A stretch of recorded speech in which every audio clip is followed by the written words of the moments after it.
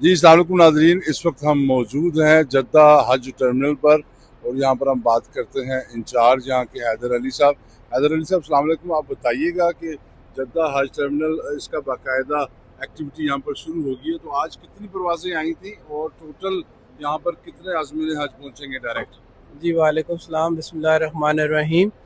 جی basically آج حج terminal Jeddah جو ہے وہ سٹارٹ ہو گیا آپریشن ہمارا، اور پاکستان سے جو پہلی فلائٹ ہے PK741 وہ عازمین حج کو اسلام آباد سے روڈ ٹو مکہ پروجیکٹ کے تحت لے کے آئی ہے، اور اس میں جو ہے ہمارے تقریباً 310 حجاج بکڈ ہیں، اور یہ جو آپریشن ہے جدہ کا خاص طور پہ یہ چلے گا تقریباً 31 مئی تک، اور اس میں تقریباً 46,679 حجاج جو ہیں ہمارے بکڈ ہیں، اور یہ اس ٹائم جو جدہ ایئرپورٹ ہے فل سٹریم میں اب چلے گا۔ آج کی صرف 2 فلائٹیں ہیں اور وہ دونوں فلائٹیں روڈ ٹو مکہ کی ہیں۔ حیدر صاحب آپ کائنڈلی یہ بتا سکیں کہ کتنا عملہ ہے یہاں پہ اور کس طریقے سے کام کرتا ہے اور بنیادی ذمہ داری آپ کی کیا ہے، کن چیزوں کا خیال رکھتے ہیں آپ؟ جی یہاں پہ عملہ تقریباً ہمارا 10 سے 12 کے تعداد کے امپلائیز ہیں جو دن میں ہیں، اسی طرح 12 سے 13 امپلائیز ہیں جو رات میں ہیں، اور 24 آورز یہ آپریشن ہمارا چلتا ہے۔ اور ہمارا جاب ڈسکرپشن اس طرح ہوتی ہے کہ سب سے پہلے ہم نے حجاج کا شیڈیول ٹیلی کر کے جو پاکستان سے مینیفیسٹ آتا ہے اس کو ساتھ ٹیلی کرنا ہے، اور حجاج کو ہم سب سے پہلے ویلکم کرتے ہیں۔ جب حجاج کو ہم ویلکم کرتے ہیں، ویلکم کرنے کے بعد ہم نے ان کو سٹنگ ایریا میں لے جاتے ہیں، اور جو روڈ ٹو مکہ کی فلائٹس ہوتی ہیں اس میں ٹوٹل 10 سے 15 منٹ کا ٹائم ہوتا ہے، تو ان کو فوراً سے لائن بنا کے ہم سیدھا بسوں میں لے جاتے ہیں۔ جو دوسرے روڈ ٹو مکہ کے علاوہ فلائٹس ہوتی ہیں ان کو سٹنگ ایریا میں بٹھا کے ان کو ہم گائیڈ کرتے ہیں،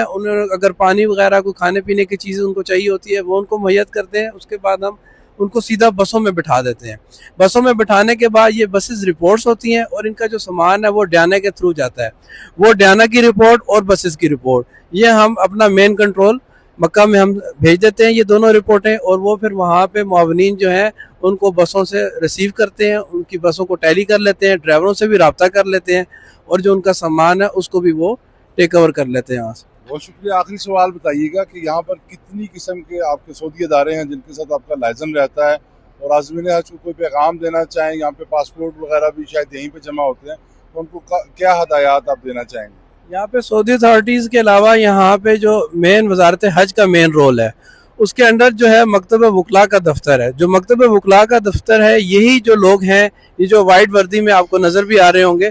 یہ لوگوں کا کام بیسیکلی حجاج کے جو پاسپورٹ ہیں جیسی بسوں میں بٹھاتے ہیں ان کے پاسپورٹس وہ لے لیتے ہیں۔ تو حجاج صاحبان سے میری یہی ریکویسٹ ہے کہ آپ ہر بندہ اپنا پاسپورٹ اپنے ہاتھ میں رکھے۔ ایک دو کیسز ایسے بھی آئے ہیں کہ ایک حاجی دوسرے حاجیوں کا پاسپورٹ لے کے وہ پہلی بس میں نکل جاتے ہیں، اس سے نقصان کیا ہوتا ہے کہ پھر دوسرے حاجیوں کے جب تک پاسپورٹ نہیں آئیں گے ان باقی حاجیوں کو بھی ویٹ کرنا پڑ جاتا ہے۔ تو پاکستان میں ہم نے حج ٹریننگ میں بھی یہی بات کی تھی کہ ہر حاجی یا حاجن اپنا پاسپورٹ اپنے ہاتھ میں رکھیں گے، اور وہ بسوں میں مکتب وکلاء کے لوگ ان سے کلیکٹ کر لیتے ہیں۔ یہ سسٹم ہے۔ الحمدللہ بڑے اچھے انتظامات ہیں، اور آج آپ نے دیکھا یہ پہلی فلائٹ جو آئی ہے یہاں پر ہمارے جو پاکستان کے چیف قونصل جنرل صاحب یا DG صاحب اور میں بذات خود یہاں اس وجہ سے رکا تھا کہ ہم اس کو ریسیو کریں، اور بڑے ویلکم کیا، بڑے شاندار طریقے سے ہمارے جو سعودی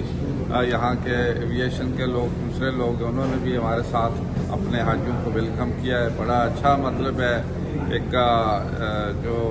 استقبال کیا ہے، اور یہاں پر جو انتظامات کیے ہیں الحمدللہ بڑے اچھے ہیں۔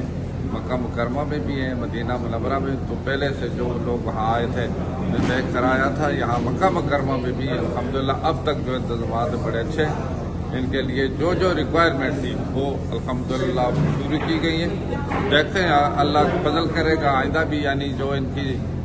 ہوگی فیسلٹی کے لیے، ان کی سہولت کے لیے گورنمنٹ آف پاکستان بھی اور سعودی حکومت بھی جو زیادہ سے زیادہ ان کی سہولیات دے رہی ہے انشاءاللہ کرتی رہے گی۔